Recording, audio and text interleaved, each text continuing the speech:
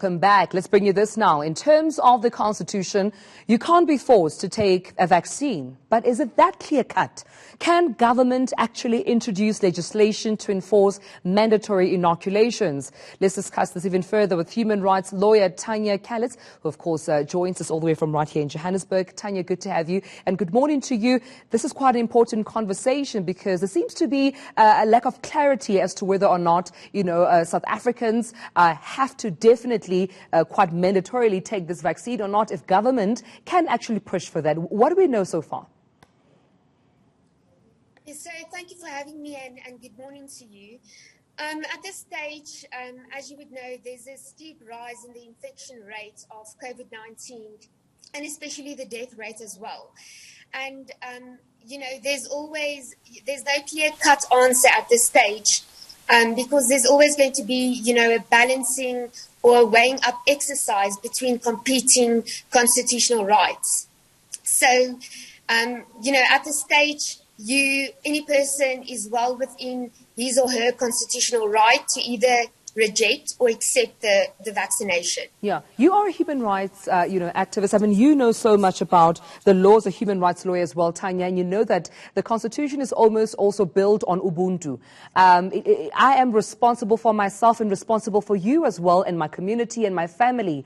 Does it almost put one in a catch-22 position where if they do not want to have a vaccine, of course, a jab or inoculation, at the same time, they may feel the sense of responsibility towards their family members, their loved ones, their community, by actually considering that, hey, maybe I do have a responsibility based on this principle of Ubuntu? Yes, definitely.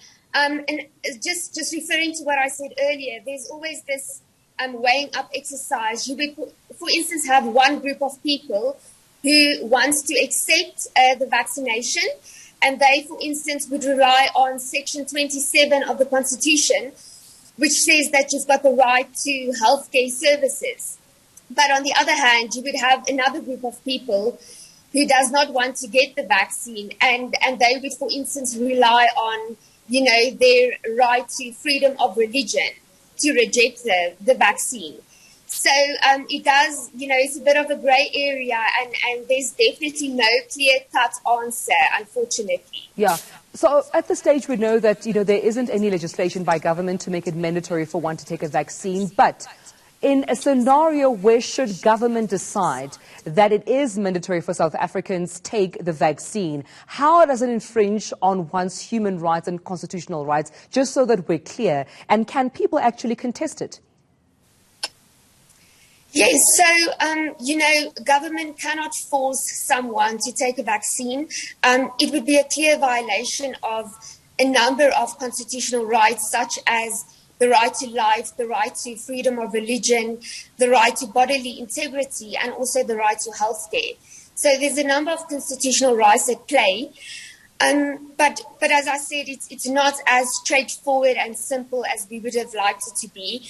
We see, for instance, in the past where there's a yellow fever vaccination imposed by international health regulations. So it has been done in the past where you travel to high-risk countries with yellow fever.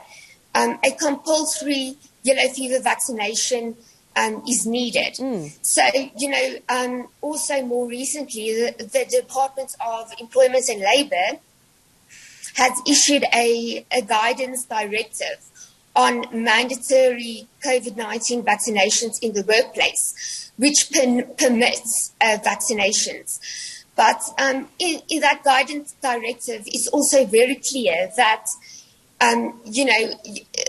such a policy implemented in the workplace must not violate your constitutional right to, as I mentioned, freedom of religion or bodily integrity. With that being said, and I'm glad you mentioned, the yellow card fever as an example, Tanya. I mean, even though perhaps, government may not have, this legislation in place, no constitutional right to almost impose South Africans taking their vaccine.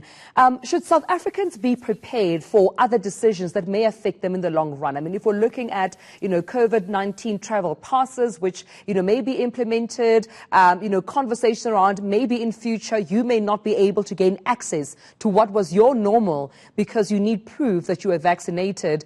Should South Africans prepare that might be their new normal, that they may not be able to gain access to what they've been accustomed to pre-COVID? Yes, so that's definitely my view. And South Africa is moving towards that direction. And it only makes sense because there's such a steep rise in the infection rate. The cases increase on a daily basis. It's quite alarming.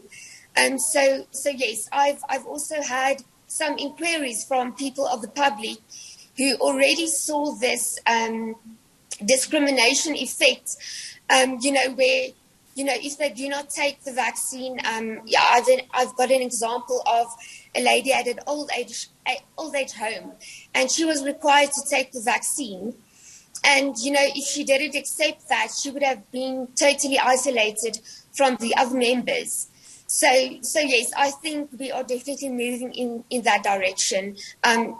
Also just looking at the seriousness of COVID at this stage. Indeed. Well, Tanya, we'll leave it there, but thank you so much for talking to us about this. Tanya Calitz, human rights lawyer, just reminding us that there's no government legislation at this point to enforce one taking a vaccine, and there isn't, though, a clear-cut, clarity in terms of what to expect, of course, in future. However, it is your constitutional right as a South African not to take a vaccine or to take it should you choose to do so.